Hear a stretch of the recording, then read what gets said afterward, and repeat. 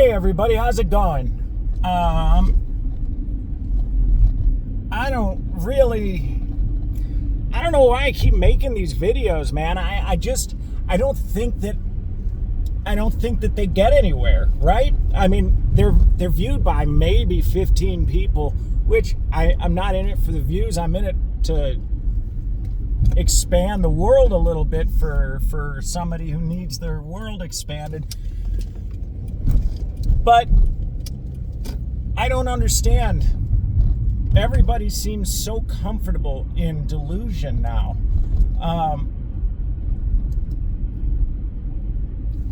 Here's the problem.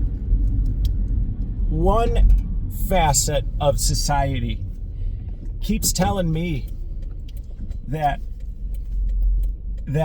2 + 2 = 5. And the other one keeps telling me that 3 + 3 = 7. Now, each party, the one with the 5s thinks that 7 is evil, and the ones with 7 thinks that 5 is evil. Now, I want you to get that, because what one group thinks is evil in the other group is fabricated. It's completely fabricated.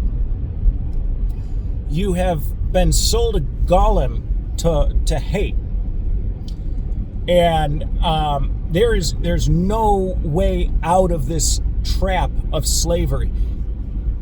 Here's something I have never understood and never will understand. The predominant argument I hear in favor of government overreach and taxes and this and that is, well, without government, who's gonna fix the roads? I mean, come on, man, really? Really? Who fixes your freaking clogged toilet? Do you just keep shitting, on a pile of sewage until somebody magically comes along and fixes it, or do you fix it yourself?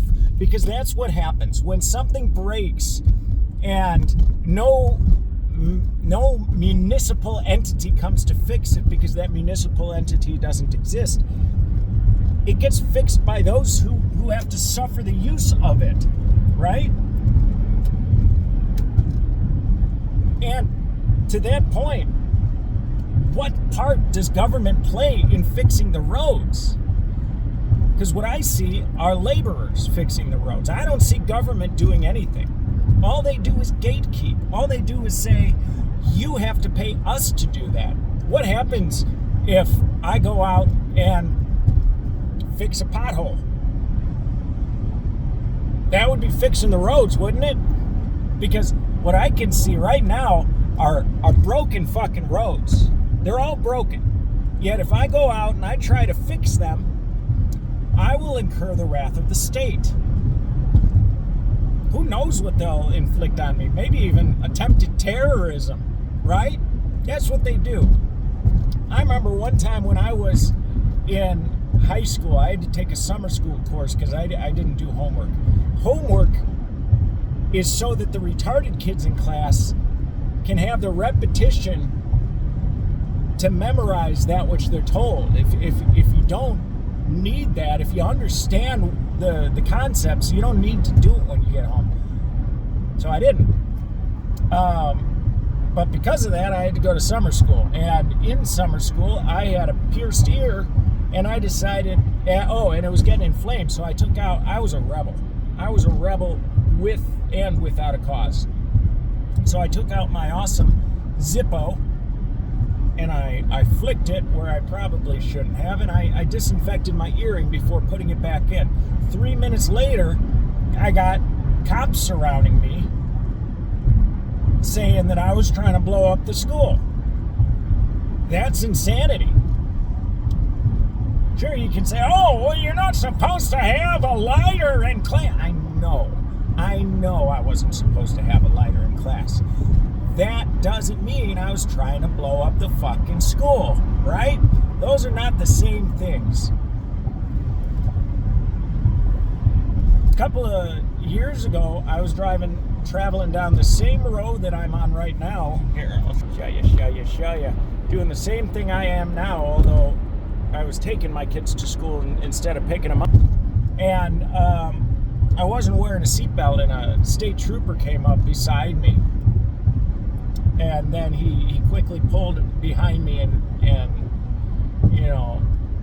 pulled me over. And I don't handle cops well. Like, I don't start shit usually. Sometimes I do. But most of the time what I do is I shake like a fucking chihuahua in November. That's called trauma. And, these cops see it, and instead of saying, hey, you know what, maybe we should stop traumatizing these people so that to the point where they vibrate every time they encounter us. Instead of that, they say, whoa, you must be on drugs. And they pulled me out. And he kept trying to ask me what kind of drug I was on. When was the last time I smoked meth? And I said over and over, I don't do drugs. I don't take any drugs whatsoever. And you know what they do? They try and trick you by saying, oh, when was the last time you smoked meth? So that you'll say, oh, no, I only smoke crack. And then they got you. So my kids were with me. I didn't have the luxury to stay quiet, because if I stayed quiet, I would have, I could tell he was trying to escalate. And so I just stuck to my story. I said, sir, I need to get my kids to school. I'm not doing anything wrong. I'm not breaking any laws. I'm taking my children to school. I'm a single dad. I don't do drugs. And so I could just see, he was starting to get weird about it. And my phone recording was on, but it didn't really catch much because I set it on the back of my old car after he had me step out. And then, get this.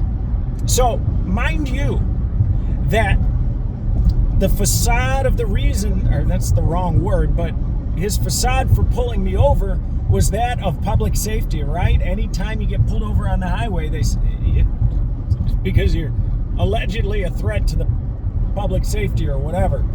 Okay, so what did he tell me to do? He told me to get my kids out of the car, walk them down this highway with a 65 mile an hour speed limit while people are going 85 miles an hour, 3 and 6, whatever. And then he said, I'm gonna wait for you up the road, and if I see you pass me again, I'm gonna pull you over and arrest you.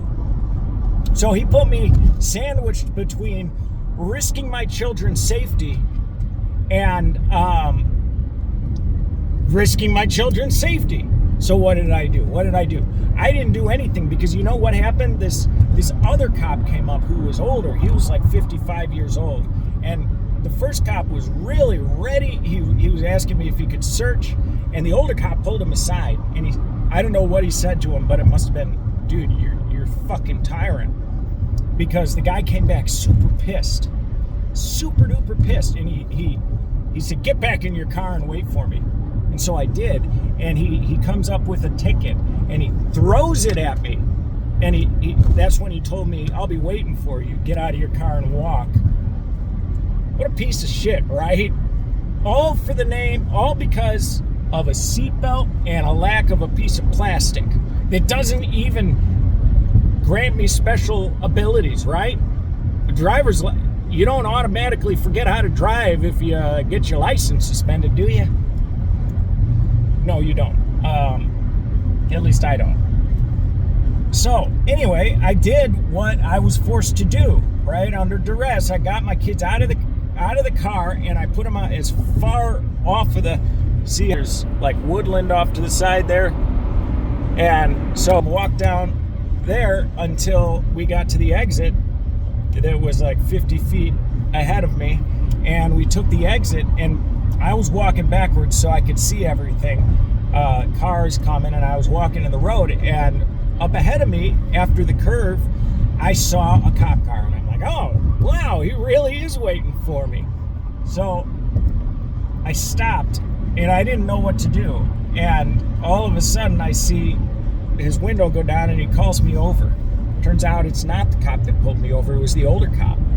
And he said, "What's your plans, man?"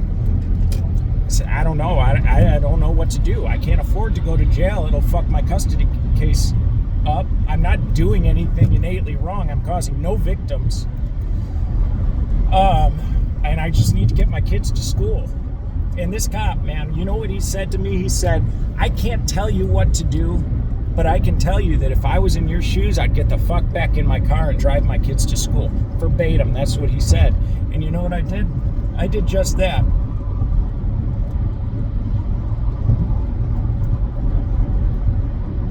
This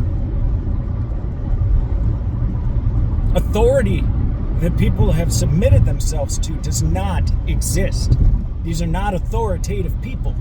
Authoritative people do not need to resort to violence and theft to prove their point. And yet that's what happens. Why? Why are we submitting ourselves? They call you subjects. What is a subject? That means they rule over you. Are you somebody's subject? I'm not. Why are you? Why? I don't get it. I'll never get it. It's so tragic.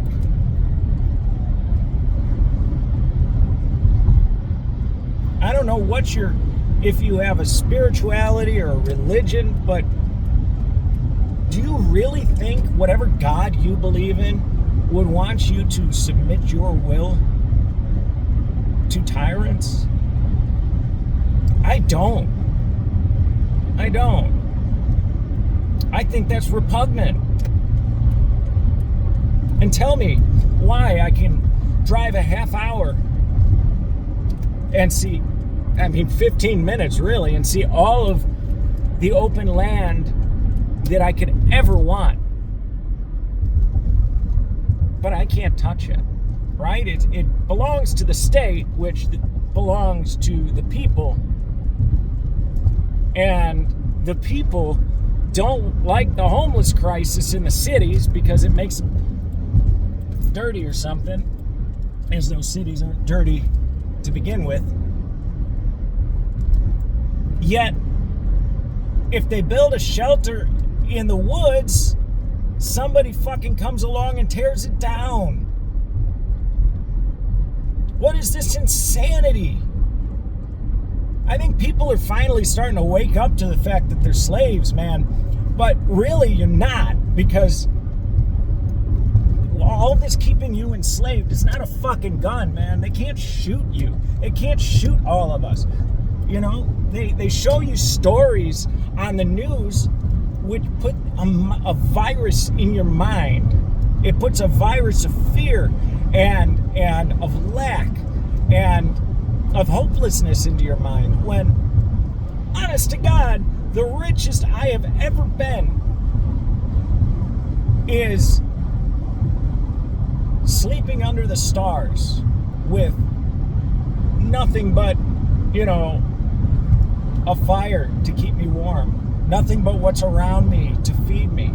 That is freedom. When did we, how, not when, I know when, how did people get convinced that giving up their homes in favor of living in cardboard boxes, and by cardboard boxes I mean apartments and modern houses, because that's essentially what they're made out of, is preferable to working one's own homestead? And now I can understand when a tyrannical government comes along and people have to go along with it, or their lives are destroyed, but they hate going along with it. That's not what's happening here. If you look back at Germany after World War II, when, I think it was during or after World War II, I'm not exactly sure of the date, might have been after World War I, but their money became so worthless that it was cheaper to burn it as kindling than it was to spend on kindling. And so that's what they did. And so clearly, they didn't like that. But here we are. We got people spending hours that add up to months, that add up to years, that add up to decades of their life for peanuts. That once you retire, what is left of all of that labor? Your money has depreciated to 10% of what it was worth when you earned it. So you don't have that anymore. You don't have a home because everybody's been convinced to go to the city. What do you have left? You have welfare. You have Social Security. Dude, that's fucking slavery. How do you not see it? And what are you going to do when you're on your deathbed and you realize, holy fuck, I missed out on my children's lives? I will never get to see them score that goal. I will never get to see the pride in their eyes as they learn how to ice skate or when they catch a fish. You spent that around and working for people that don't even care about you. What is that? How do you justify that? Are you so broken? Has your will been so just shattered that you think that's all you are worth? It's astounding to me. And yet here we are. I know what I'm capable of. I'm capable of really great things. I can build an entire house with my hands out of nothing but the dirt and the sticks and the shit that's around me. Literal shit if you want Adobe. And with my skills and your skills, we could do a lot of shit. None of that takes giving 50% of... Here's the other thing. Okay, all of those hours that you worked and all of that time you slaved to provide for your family while you missed your family, while somebody else did it, the actual providing and the actual teaching. You ended up giving 50% of it away. They stole half of your fucking life from you. They stole half of the time that you missed with your children, and they spent it on shit that you find repulsive.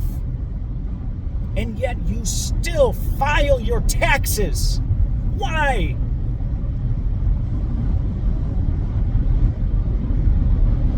Why, man? What the fuck?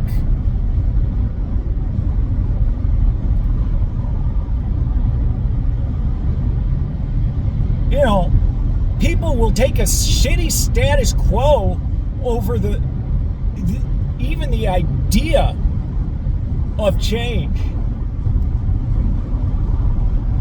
Oh, it's not that bad. I can tolerate it. Okay, but you don't have to. You don't fucking have to. Who is stopping us from building? Oh, yeah, that's right. Men with guns. Oh, we have a right to those, don't we?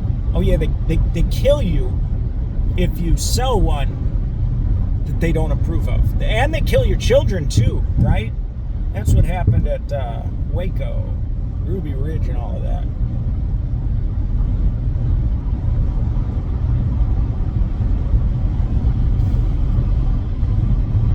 I know that I'm not going to change anything, but maybe I can get you to wake up to the reality of the situation.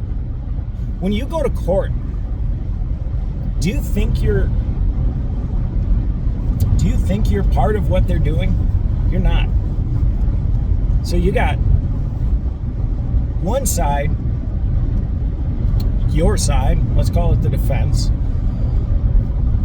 and then you've got the other side, the prosecution. Do you know what part you play in that court, you play the ball. You're the fucking tennis ball. Are you a tennis ball? Why do we allow this, man? We are the greater half.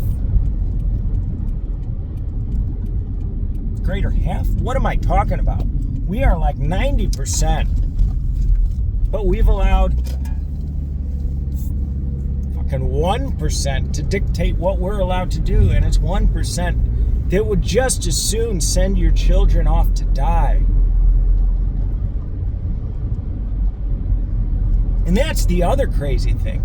I got people who have no business voting anymore that are 80, 75, 80, 90 years old voting for wars that send my children off to die.